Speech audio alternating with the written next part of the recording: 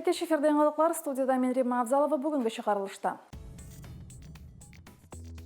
Her bala öz rızığı bilen tuğa. Avgust Müslim Cemiyeti bebi alıp qaytqan xizmetkarlarına üsteme oqşa töli. İminlik için her birimiz cevapla. Yol harekatı iminligini təmin etü için her kimnin qağidələrini tügəl ötəvi kerek. 1-2-3 bizde kömək köş rayon uyuşma предприятиелер arasında Spartakiyad oyunları başlandı. Әхәзірлерге һәм башка вакыйгалар хакында тулырак. 2026 елдан Россиядә эш бирүчеләргә бала алып кайткан хезмәткәрләрне 1 миллион сумга кадәр акчалата ярдәм күрсәтү мөмкинлеге бирелә. Әлеге сумманы бер балага түләргә тәкъдим ителә. Бу төр керемгә салымда иминiyet взнослары да билгеләнмәячәк. Кызыксындыру чарасы демографик ситуацияны яхшырту максатында тәкъдим ителә. Шунысын да әйтергә кирәк, Мөслим районында бу төр түләү узган ел ук кертелде. Теманы Фәридә Гайнетдинова дәвам итә.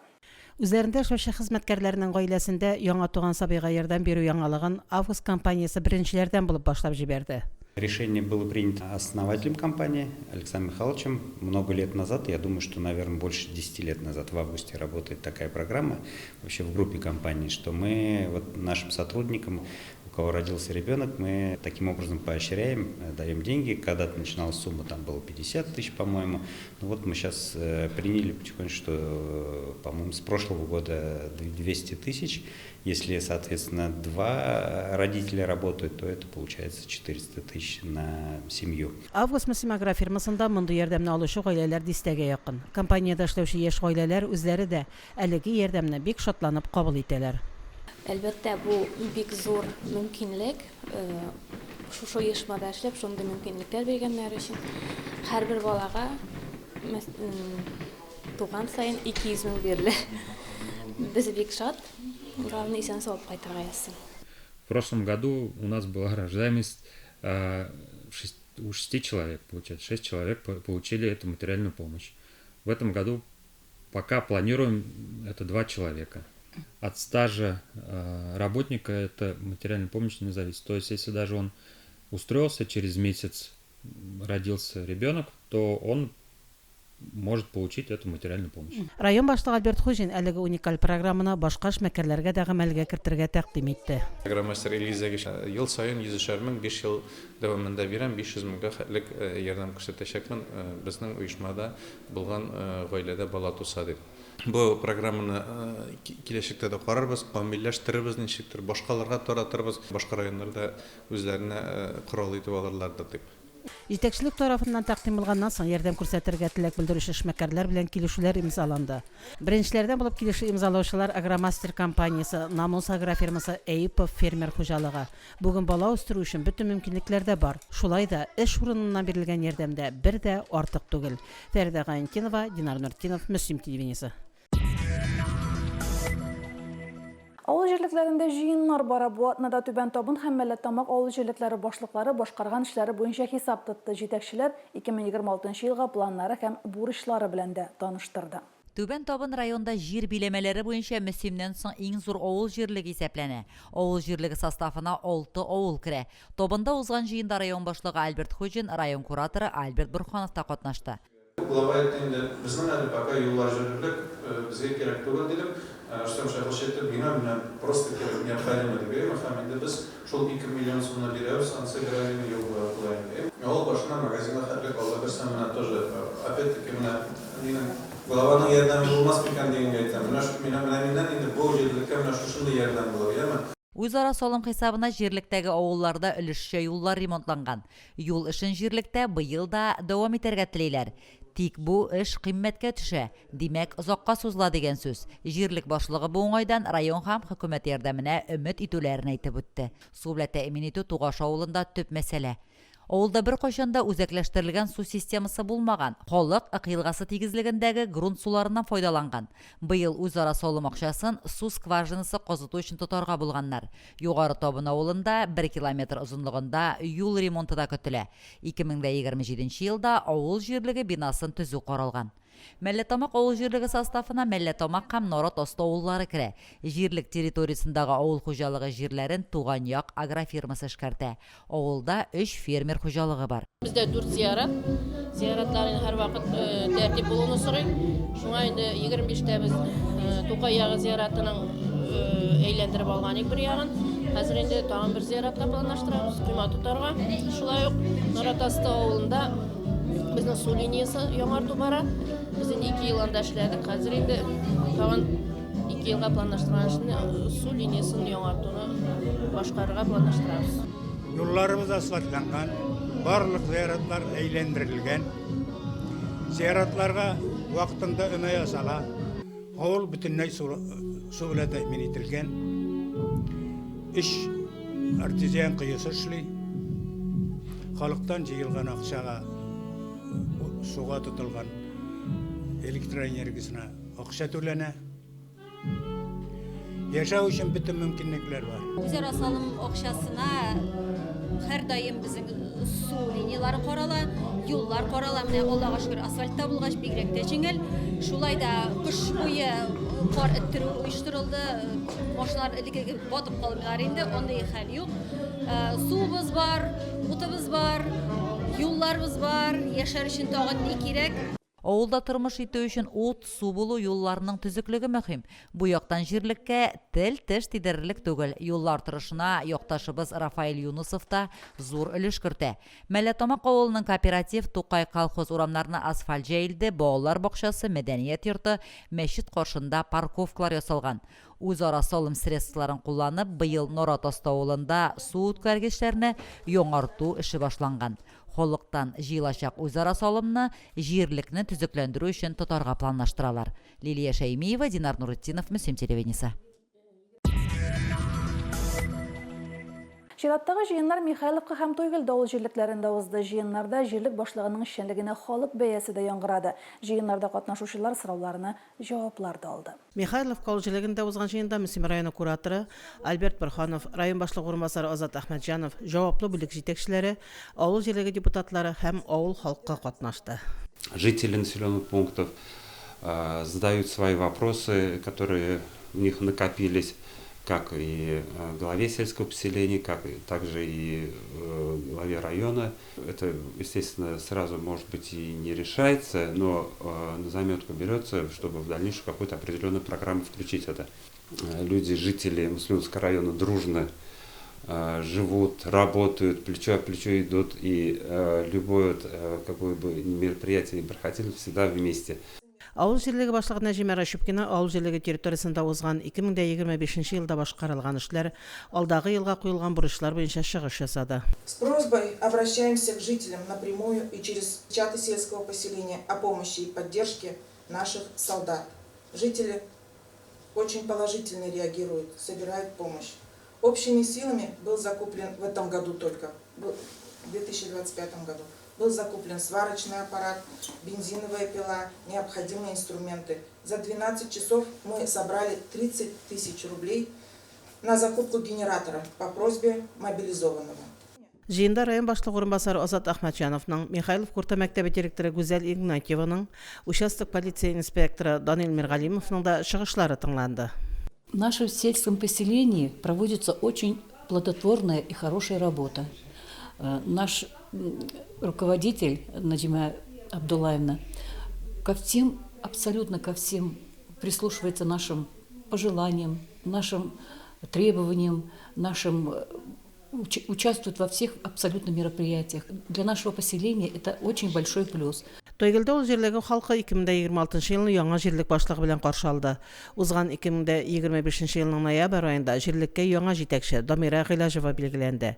Җирлек белән 2 ай гына җитәкчелек итсә дә, шул кыска гына вакыт эчендә дә байтак мәсьәләләрне хәл итәргә өлгергән ул. Үзара салымны 2025 елда 582 мең сум җыярга тиеш булган. Җыелган 384 мең сум. Бу 66% булган җирлек буенча. Күренеп тора инде байтак кешенең үзара салымны белән бетермәве. Бу 2026 елга чыккачтан без инде үзара салымны җыя башладык. Быел 100% балалар сату торыга. Ташлыяр авылы мәдәният йорты директоры Фирая Галиева узган елда мәдәният йортының ирешкән уңышлары хакында сөйләде. Мәдәният йортында ел дәвамында барлыгы 163 чара уздырылды.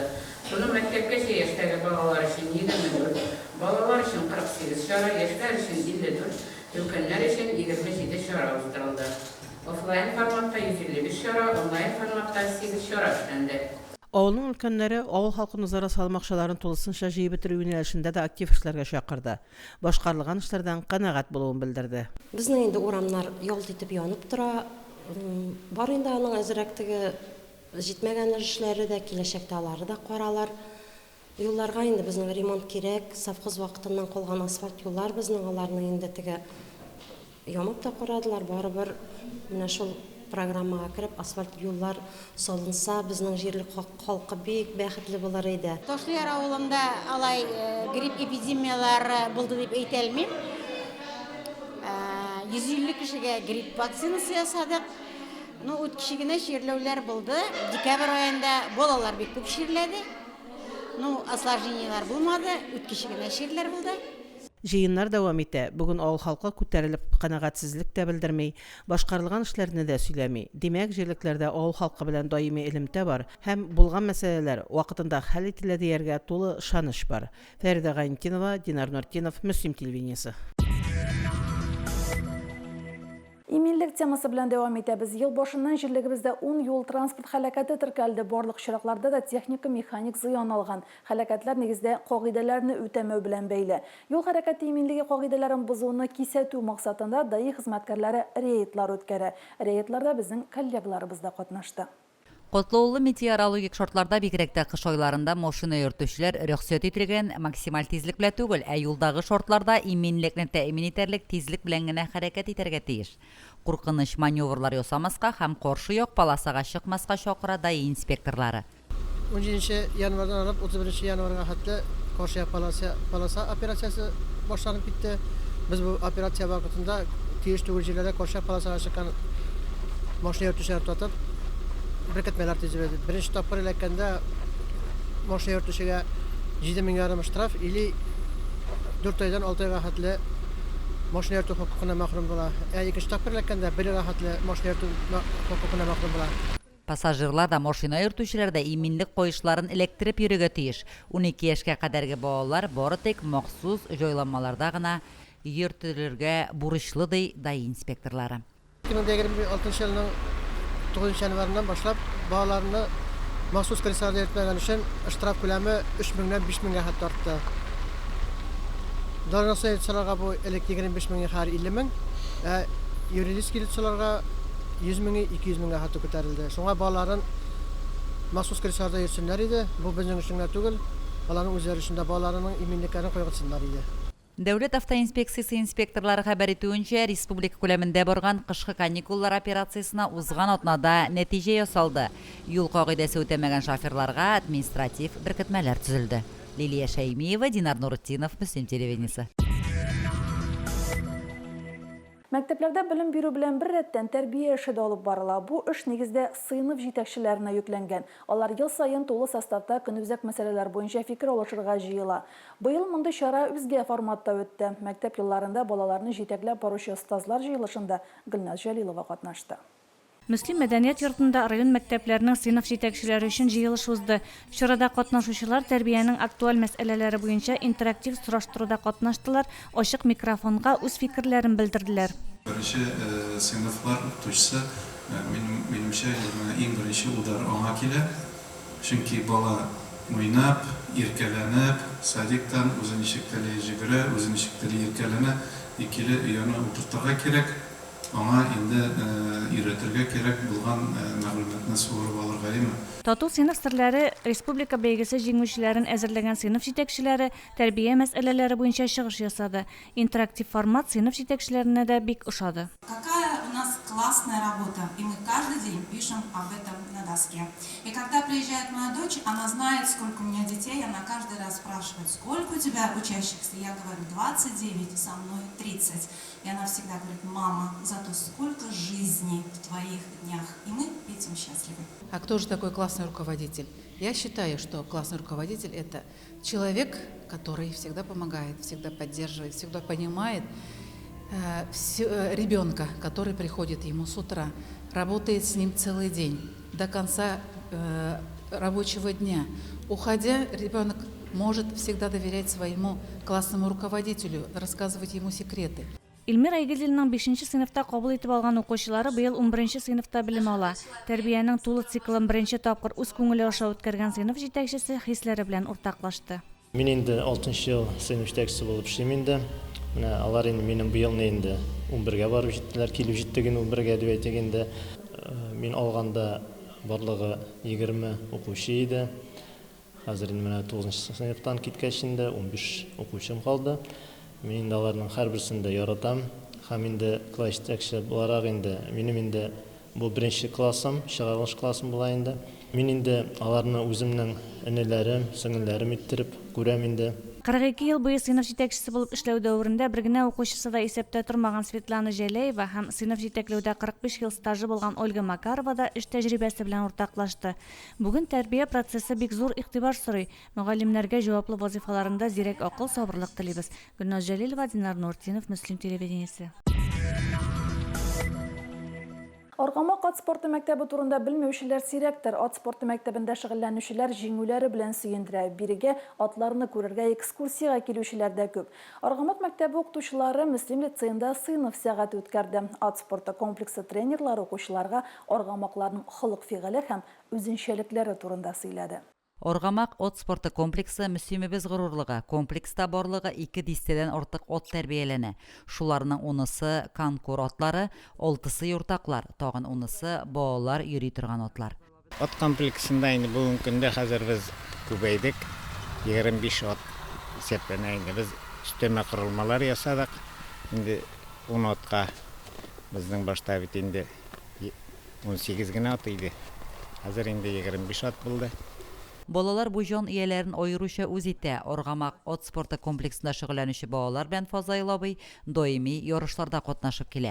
Бүгенге көндә 22 бала шөгыльләнә. Хәзер инде яңана бара инде. 8-10 яшьлек балалар җыябыз инде. Группалап дипломлаштырабыз инде. 2 тренер бар. Икесенә шул унар бала дип исәплим мин инде үзем. Инде аннан да артык булса, безнең атларыбыз да җитешми, тренерларыбыз да җитешәлмәячәк инде. Карарны теге достойный итеп шөгыльләндерер өчен. Мөслимдә эшләп килүче Аргамак комплексы хезмәткәрләре Резида Шафикова һәм Кирилл Петриченко укучыларны от спорты, от төрләре белән таныштырды. Балалар әлеге чарада отта дөрес йөрү серләрен дә үзләштерде. Минем уйлавымча, әлбәттә, монда очрашулар балалар өчен бик тә кирәк һәм бик тә кызыклы. Безнең үзебезнең мәктәптә Аргамак атлар комплексында шөгыльләнүче балалар бар. Аларның инде хәзер балалар бит инде күбесе квартираларда торалар.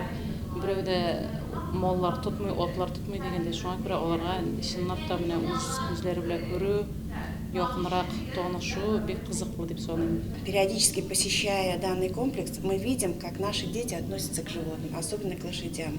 Они внимательны к ним, они интересуются. Некоторые ребята даже стараются участвовать в спортивных мероприятиях и достигают больших высот. Это очень здорово. Комплекс тренеры укучыларга видеоролик күрсәтте. Отны гомумән хайваннарны яраткан балаларның күңелләре матур, гамәлләре яхшы була дип белми әйтмиләрдер. Я очень люблю лошадей. Мы с детства с классом ходили на экскурсии в конный комплекс. Тот человек, который любит животных и в душе тоже добрый. Отнанның шәршәмбе һәм җомга көннәрендә отта йөрү түгәрәкләре үткәрелә. Теләге булган һәркем комплекска экскурсиягә килеп, отлар һәм от спорты дөньясы белән якыннанрак таныша ала. Лилия Шәймиева, Динар Нуртдинов, Мөслим телевидениесе.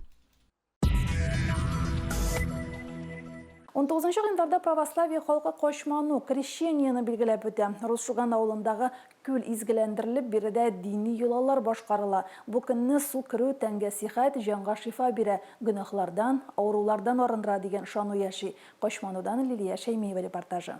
Радуйтесь и веселитесь, живущие в Сионе, яко вознесется святый Израиль посреди его. 19 гыйнвар көнне Бәки янына холлык җыелды. Бу көнне православие диндәгеләр зорыгып көтеп алалар, чөнки алар Качмануны изгеләштереп карыйлар. Это один из самых значимых праздников, день, когда был крещен Иисус Христос. Мы все ждем этого праздника. Ночная была служба в нашей церкви, туда люди приходили. Сейчас вот здесь собирается, будет нас батюшка освящать воду. Каждый год мы собираемся здесь, в нашем селе Русский Шуган. Ждем праздник Крещения Господня, отмечаем 19 января, собираемся со школы, с учениками приезжаем, приходят сельские жители, осветить воду, набрать, и происходит праздничное мероприятие. Юкка гына бу көнне гадәти чишмәләрдән дә изге су ага дип уйламыйлар. Изгеләндерелгән су белән коену да файдалы санала. Никита Атакай бу көнне матур традиция буенча суны изгеләндерде. Сегодня у нас в селе Русский Шуган проходит праздник Крещения, и в нашу деревню приезжают даже с района и из других поселений. Принято то, что умываться этой водой, то, что в этот праздник именно вода святая, нырять в прорубь. Святая вода — это всю жизнь. Вот я уже 80 лет, мне с лишним, и всю жизнь вот так наш родитель и читает книгу псалтырь, и молится, вот эти не молятся сейчас. Да, я, когда маленький прихворну, я умывался.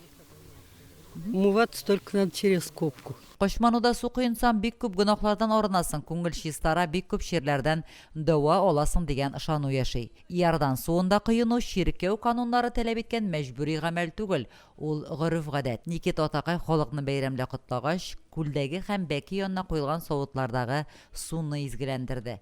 Беренче булып Бәкегә Руш-Шуган егете Артем Кузнецов чумды. Качману бәйрәме 3 көн дәвам итә. Шушы көнне җыеп алган су ел дәвамында төрле авырулардан саклый дигән ышану яши. Лилия Шәймиева, Динар Нуретдинов, Мөслим телевидениесе. Мөслимдә үзенчәлекле фотокүргәзмә ачылды. Кешеләр һәм технологиялар дип аталучы фотокүргәзмә Август Агро компаниясе тарафыннан эшләнгән. Проект авыл хуҗалыгында югары технологияларның киң кулланылуын һәм эшче көчләрнең мөһим булуын тагын бер кат дәлилли. Күргәзмәдәге полотно геройлары компанияның яшь хезмәткәрләре, алар барысы да үзләренең сәләтләрен туган җирләрендә тапканнар. Күргәзмәне ачу тантанасында район башлыгы Альберт Хуҗин һәм Август Мөслим агрофирмасының генераль директоры Юрий Янковский катнашты. Какие красивые фотографии. Улыбаются, здоровые, хорошие спецодежда, довольные. Парагаш сразу минималистичен жирмекен в администрации да лучше бы техникум бетереп тракторда жүрсәм дә әйбәт буласы булган дип тә уйланган чаклар бар.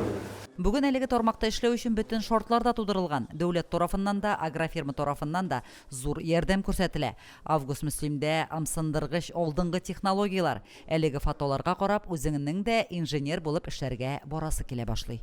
2022 елда Мөслимнең техникум бетергәчтән Август Мөслимгә эшкә урнаштым. Августка эшкә килүемә бик канәгать. Бик яхшы түләнә торган зарплаталар, современный тракторлар. Бу сезонда мин эшләдем комбайнда. Үзебезнең Ростельмаш комбайнда эшләдем. Мин үзем тугаш авыллыгы булам. Техникумны бетергәч, августка килде. Августта уже мин 4-нче ел эшлим. Механизатор булып эшлим. Шешу вакытында тракторда эшлим инде. Уборка вакытында комбайнда. Фотокүргәзмәне карарга Мөслим политехника техникум студентлары да килгән иде. Киләчәкләрен авыл хуҗалыгы өлкәсе белән бәйләп, шушы юнәлештә һөнәр үзләштерүче кичәге укучылар, бүгенге студентларга да әлеге очрашу бик кызыклы булды. Мин Мәлләтамак авылыннан килеп укыйм. Техникумда минем тракторист буласы килә. Эксплуатация и ремонт сельхозтехники группасында укыйм. Мөслим гимназиядан 9 класска киттем. Техникумга кирдем. Эксплуатация тракторист машинасына кергән. Мөслимдә баласы килә, әниләре теләре. Шунда укый торып институтка бардым, агро институт. Шундый планнар инде. Август Мөсим агрофирмасының генераль директоры Юрий Янковский оссызықлағанша, келешек ауыл хужалығында очрашу мөмкинлегеннән файдаланып, ул укучыларны техника ремонтын яхшылап үзләштерергә һәм әлеге катлаулы процессларны үз күзләре белән карарга агрофирмага чакырды. Күргәзмә гыйнвар ахырына кадәр яшьлек спорт комплексында эшләячәк. Керү ирекле. Лилия Шаймиева, Динар Нуртдинов, Мөсим телевидениесе. Район оешма предприятиеләр арасында 36-нчы кышкы спартакиада уеннары башланды. Узган җомгада аркан тарту һәм бадминтон ярышлары үтте. Шимбә көнне спортчылар йөзү, армрестлинг һәм бильярдта көчләрен сынады. Ярышларны безнең коллегаларыбыз да тамаша кылды. Уеннарны тантаналы ачыш арасында район башлыгы Альберт Ходжин катнашучыларны сәламләп, спортчыларга уңышлар теләде. Күпсанлы федераль проектларның берсе спорт тормыш нормасы исемен йөртә.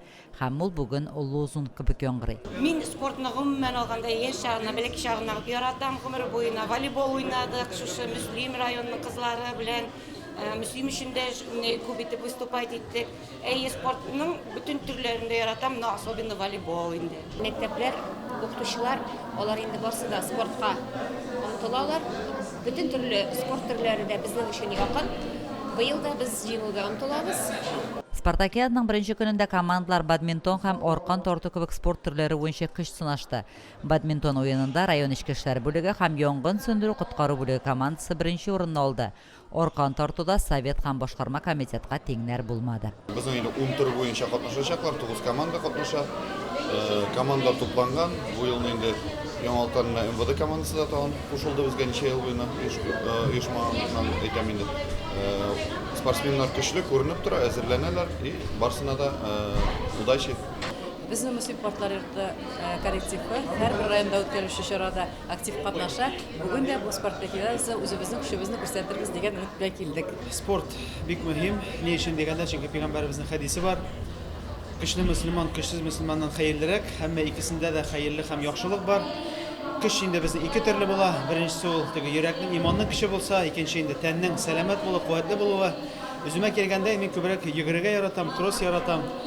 Лыжада, чаңгыда, шуырга, таудан төшәргә дигән кебек инде күбрәк шушы спорт белән шөгыльләнергә яратабыз, әлхәмдүлилләh. Оешма предприятиеләр һәр уенда актив катнаша һәм беренчелеккә омтыла. Моны уенчыларның амбицияләре һәм җанатарларның үз командасының һичшиксез ышануларыннан күрергә була иде.